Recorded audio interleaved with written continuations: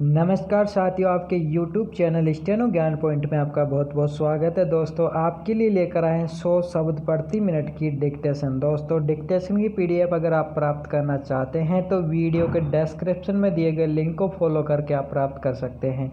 और दोस्तों, आपको अगर डिक्टेशन अच्छी लगे तो वीडियो को लाइक करें, और अगर आप हमारे चैनल पर फर्स्ट बार विजिट कर रहे हैं तो हमारे चैनल को सब्सक्राइब एवं शेयर ज़रूर कर लें, और साथ ही बेल आइकन को प्रेस कर लें ताकि आने वाले डिक्टेशन से संबंधित नए वीडियोज़ की नोटिफिकेशन आपको सबसे पहले प्राप्त हो सके। तो चलो दोस्तों, डिक्टेशन स्टार्ट करते हैं जस्ट 5 सेकंड बाद।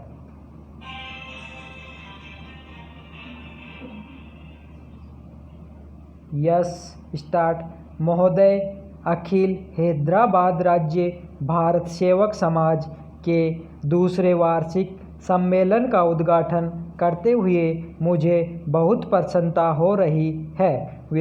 यह संतोष और हर्ष का विषय ये है कि आपके राज्य में भारत सेवक समाज एक जीवित संस्था है। इस संस्था ने 3 वर्षों में महत्वपूर्ण काम किया है। आपने लोगों की सहायता तथा सहयोग से सड़कें बनाई, स्कूल और अस्पताल खोले और विपत्ति में पड़े लोगों की सहायता की। ये सभी काम बहुत आवश्यक हैं।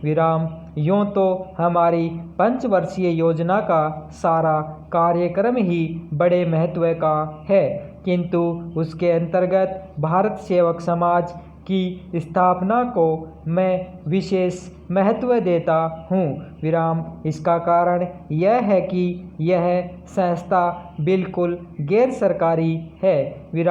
सरकार का इससे केवल इतना ही संबंध है कि उसके सुझाव से इस संस्था की उत्पत्ति हुई। मेरा गैर सरकारी संस्थाओं से काफ़ी संबंध रहा है, और यह मेरा दृढ़ विश्वास है कि जनसाधारण का सहयोग जितना शीघ्र और सरलता से एक गैर सरकारी संस्था प्राप्त कर सकती है और सार्वजनिक क्षेत्र में आगे बढ़ सकती है, सरकारी विभाग उतनी सरलता और गति से काम नहीं कर सकता। जब एक देश शताब्दियों की पराधीनता के बाद स्वतंत्र हुआ और जहां लोगों में उत्साह पैदा करना हो और उनको कर्तव्य से परिचित कराकर आगे बढ़ने का मार्ग बताना हो, वहां भारत सेवक समाज जैसी संस्था राष्ट्र निर्माण के काम का बहुत ही आवश्यक अंग बन जाती है। पैरा, हमें अपने देश में एक जन कल्याण राज्य की स्थापना करनी है। ऐसे राज्य में लोगों का हित और कल्याण प्रत्येक कार्यक्रम की अंतिम कसौटी है। हमें बीमारी और दरिद्रता को मार भगाना है और अभाव पर विजय पानी है। हम चाहते हैं कि स्वतंत्र भारत के सभी नागरिकों को, चाहे वे देश के किसी भी भाग में रहते हों और उनका किसी भी धर्म अथवा जाति से संबंध हो, आगे बढ़ने का समान अवसर मिले और नागरिक के रूप में सबका एक जैसा अधिकार हो। जिन्हें आजकल पिछड़े हुए वर्ग या दलित जातियां कहा जाता है, वे उन्नत हों, दूसरे लोगों के साथ आ मिलें, जिससे इस देश में कोई भी पिछड़ा हुआ या दलित न कहा जा सके।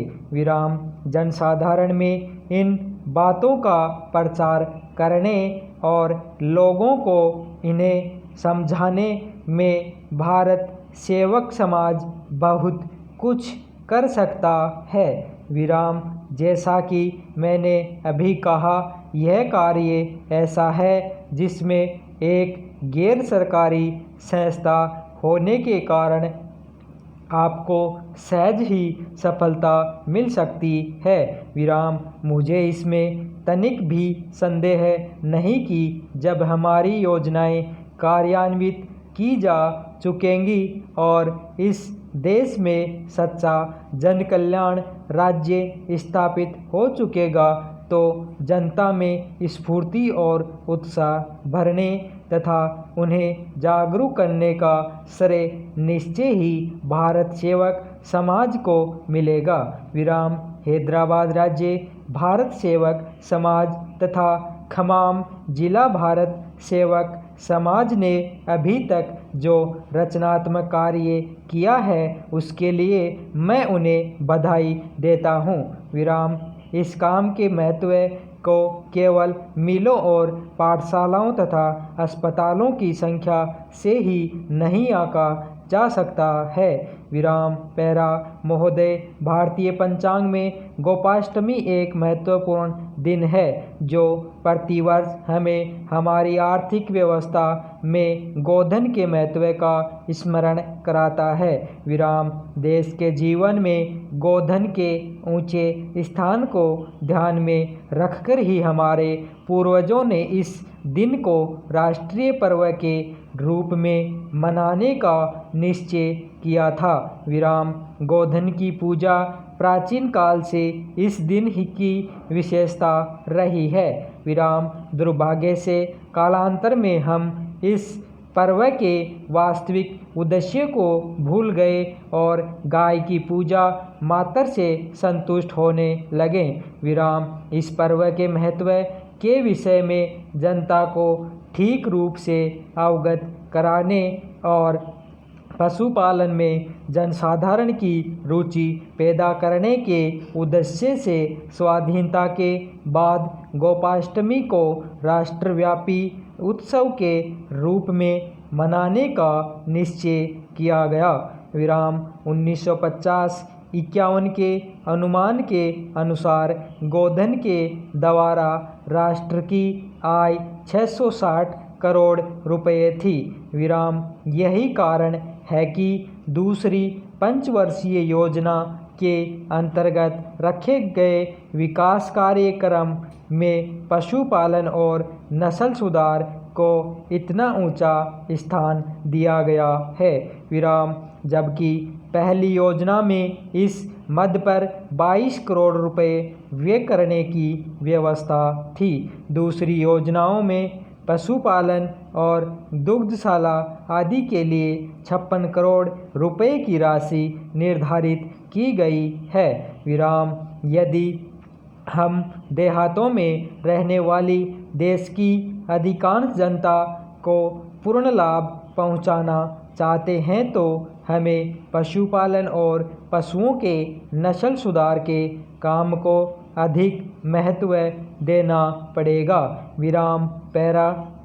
साधारणतया हमारे देश में गाय को आदर की दृष्टि से देखा जाता है, किंतु इस आदर का आधार धार्मिक भावना है। जीवन में गाय की व्यवहारिक उपादेयता नहीं। विराम। धार्मिक भावना से इसका संबंध जोड़ने में भी मुझे कोई हानि नहीं दिखाई देती, किंतु केवल इसी विचार से गौसेवा का व्रत लेना और व्यवहारिक उपयोगिता को कोई स्थान न देना गोपाष्टमी की प्राचीन परंपरा के लिए घातक है। विराम। यदि हम इस पर्व के मनाने को सार्थक करना चाहते हैं तो हमें गाय की देखरेख और पशुपालन को एक व्यवसाय का रूप देना होगा अथवा इसका आधार आर्थिक मानना होगा और इसकी व्यवस्था लोगों के आर्थिक कल्याण की दृष्टि से करनी होगी। विराम। भावुकता में बुद्धि का पुट मिलाने से हम गोपाष्टमी पर्व की सार्थकता में ही वृद्धि नहीं करेंगे, बल्कि अपनी धार्मिक भावना की भी अधिक रक्षा कर सकेंगे। विराम। हमारे देश के प्राय सभी भागों में पिंजरापोल और गौशालाएं धर्मार्थ संस्थाओं के रूप में चलाई जाती हैं। विराम। इस कार्य में प्राय आर्थिक दृष्टिकोण को स्थान नहीं दिया जाता। विराम हमें इस कार्यप्रणाली को बदलना होगा और गाय तथा दूसरे घरेलू पशुओं की देखरेख आदि के लिए हम जो कुछ भी करते हैं उसका आधार आर्थिक बनाना होगा। विराम मैं नहीं समझता कि यह काम किसी भी प्रकार से असंभव या कठिन है। विराम हमें इसे वैज्ञानिक ढंग से करना होगा जिससे सभी चीज़ों का पूर्ण उपयोग हो सके और कोई भी चीज़ नष्ट या व्यर्थ न जाने पाए। विराम गोधन से बहुत सी चीज़ें प्राप्त होती हैं। विराम धन्यवाद।